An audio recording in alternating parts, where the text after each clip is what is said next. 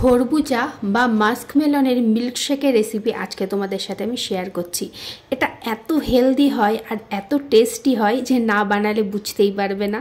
প্রথমে আমি এখানে নিয়ে নিয়েছি 1 লিটার ফুল ফ্যাট মিল্ক। এখানে আমি নন্দিনী মিল্ক ইউজ করছি, যেটা আমাদের এদিকে পাওয়া যায়। তোমরা চাইলে গরু দুধও ইউজ করতে পারো বা অন্য যে কোনো ব্র্যান্ডের মিল্ক এখানে ইউজ করতে পারো। এরপর আমি নিয়ে নিচ্ছি হাফ কাপ এখানে সাবুদানা। দুধটা ওদিকে আমি গরম হতে বসিয়ে দিয়েছি আর এইদিকে সাবুদানাটা আমি জলে এখানে ভালোভাবে ফুটিয়ে নেব। যতক্ষণ নয় সাবুদানাটার জলটা একদম ট্রান্সপারেন্ট হচ্ছে ততক্ষণ না এটাকে ফুটিয়ে নিতে হবে।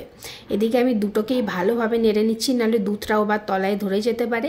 এইদিকে দেখতে পাচ্ছ সাবুদানাটা একদম রেডি হয়েছে, বুঝতেই পারছো এটা পুরো ট্রান্সপারেন্ট হয়েছে।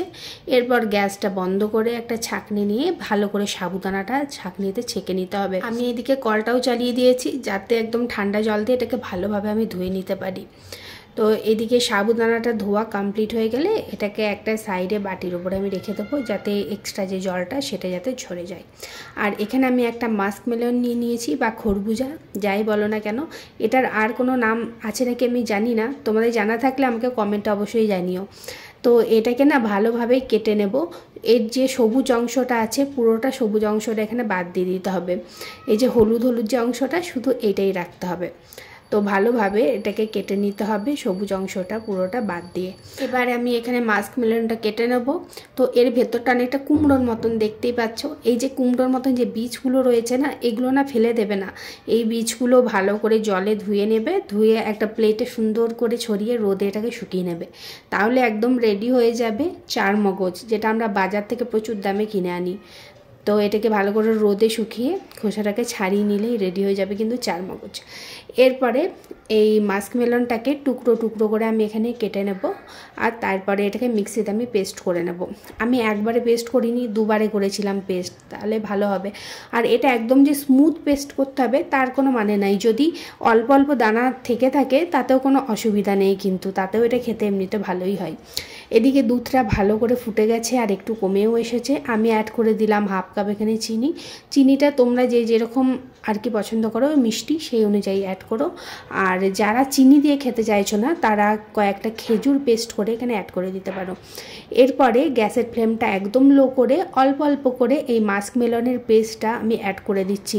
আর হ্যাঁ, মাস্কমেলনটা পেস্ট করার সময় কিন্তু কোনো রকম জলের ইউজ করো না, এর নিজেরই এতটা জল থাকে, এমনি সুন্দর বাটা হয়ে যায়। এরপরে সমস্তটা মিশিয়ে ভালো করে 6 থেকে 7 মিনিট মতনই, 6 থেকে 7 মিনিট এটাকে ভালো করে ফুটিয়ে নিয়েছিলাম আমি। এদিকে এটা একদম রেডি, আমি আর গাঢ় করব না, ফ্লেমটাকে আমি এখানে অফ করে দিয়েছি। এবার একটা বাটিতে আমি এটাকে ঢেলে নেব যাতে তাড়াতাড়ি এটা ঠান্ডা হয়ে যায়। এটা ভালোভাবে ঠান্ডা করে নিতে হবে পুরো। তারপরে এটাকে ফ্রিজে 2 ঘন্টা রেখে দেব যাতে এটা একটু ঠান্ডা ঠান্ডা হয়ে যায়, কেননা এই ড্রিঙ্কটা না একটু ঠান্ডা ঠান্ডাই খেতে বেশি ভালো লাগে। 2 ঘন্টা পর আমি ফ্রিজ থেকে এটা বের করে নিয়েছি।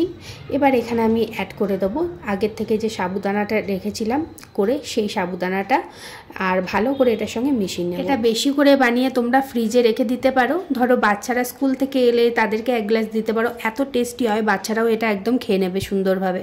বা তোমরা যদি স্টুডেন্ট হও তোমরা টিউশন থেকে এসে এটা 1 গ্লাস খেয়ে নিতে পারো এই গরমে। আর এটা ভীষণভাবে শরীরকে ঠান্ডা রাখে, খুব উপকারী একটা খাবার। আজকে তোমাদের সাথে আমি শেয়ার করছি একটা ড্রিঙ্ক। আর এবার আমি অ্যাড করে দিলাম চিয়া সিড, যেটাকে আমি 4 ঘন্টা ভিজিয়ে রেখেছিলাম। তারপরে চিয়া সিডের সঙ্গেও ভালো করে সমস্তটা মিশিয়ে নেব। আর হ্যাঁ, আমি এখানে একটু আমন্ড দিচ্ছি, এটা পুরোপুরি অপশনাল, যদি তোমাদের কাছে থাকে তো অ্যাড করতে পারো, ভালো লাগে খেতে। আর না থাকলে দরকার নেই অ্যাড করার, তবে অ্যাড করলে একটু ভালো লাগে, একটু ক্রাঞ্চি ক্রাঞ্চি লাগে খাওয়ার সময়, বেশ সুন্দরই লাগে। তো এবার আমন্ডটাকে কুচি কুচি করে এখানে কেটে নিয়ে অ্যাড করে দিলাম। আর তারপরে ভালো করে এটার সঙ্গে মিশিয়ে নিতে হবে। আর তারপরেই ঠান্ডা ঠান্ডা এই ড্রিঙ্কটা পরিবেশন করো। বাড়িতে যদি কোনো গেস্ট আসে না এই গরমে, এই ড্রিঙ্কটা 1 গ্লাস দিলে না তোমার একদম ভীষণ নাম করবে, এত টেস্টি হয় এটা খেতে। অবশ্যই একবার ট্রাই করবে আর কমেন্টে জানাবে আজকের ভিডিওটা তোমাদের কেমন লাগলো। আর ভিডিও যদি ভালো লেগে থাকে লাইক কমেন্ট শেয়ার করতে ভুলো না। যদি ফেসবুক থেকে দেখে থাকো পেজটাকে ফলো করে দিও, আর ইউটিউব থেকে দেখে থাকলে চ্যানেলটাকে সাবস্ক্রাইব করে পাশে থেকো।